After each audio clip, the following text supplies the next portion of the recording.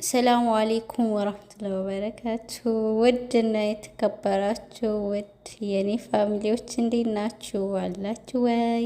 እኔ በጣም ደህና ነኝ። ስራ፣ ጤና፣ ህይወት እንዴት ይዟችኋል? እኔ ጋር ሁሉ ሰላም ነው አልሐምዱሊላህ። ይህን ቪዲዮ ላይክ በማድረግ ጀምሩት፣ አበረታቱኝ። በጣም ተዳክም ያለው ጠፍቻለሁ እና እስኪ አበረታቱኝ። ላይክ አድርጉ፣ ሼር አድርጉ።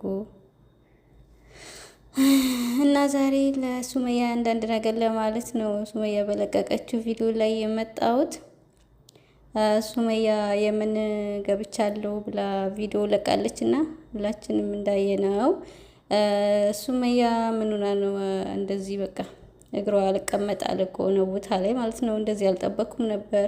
የመን ላይ ባለው የሀገራዊ ሁኔታ አንፃር ኢትዮጵያ ላይ ይሻላል ብዬ አስቤ ነበረ። በእርግጥ ኢትዮጵያ ላይ ያው ጊዜያዊ ሁኔታ ጥሩ አይደለም፣ ቢሆንም ያው እዛው ይሻላል። ሰይድም ጋር ታርቃ ቤቷን መስራት ኖራለች ብዬ ነበረ። ምክንያቱም ሰይድ ለሷ ያለውን ፍቅር ክብር እያሳየ ነው በአሁኑ ሰዓት ላይ። ትናንት ራሱ የለቀቀው ቪዲዮ ላይ እንዳያችሁት አንቺ ሽበኝና አንቺ ከኔ ጋር ከተገናኘሽ ሀዩንም ቢሆን ተዋት ካልሽኝ፣ ከቤት አስወጣት ካልሽኝ ሁላ አስወጣለሁ ብሎ ነበረ። ይሄ አይገባውም ለሰይድ ብዬ አስባለሁ። ሱመያ ጥሩ ስራ አልሰራሽም። ወደ ባልሽ ተመልሰሽ የልጆችሽ አባት ነው፣ በዚህ ልክ ይወድሻል ማለት ማግባት ኃጢአት አይደለም። በቃ እንደዚህ ማድረግ አልነበረብሽም። ያችንም እብድ ማነች ሀዩ በረኪናን ራሱ ታርቀሽ ታቃጥያታለሽ ብዬ ስጠብቅ አንቺ ስደት ተሰደሻል በድጋሚ።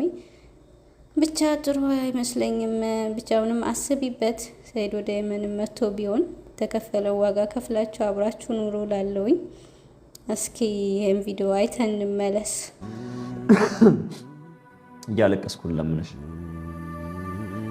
ይሄ የመጨረሻ ነው። በቃ ካሁን በኋላ አንቺንም አለምንሽም ስምሽንም አልጠራም። በቃ አለ ያለ ቀን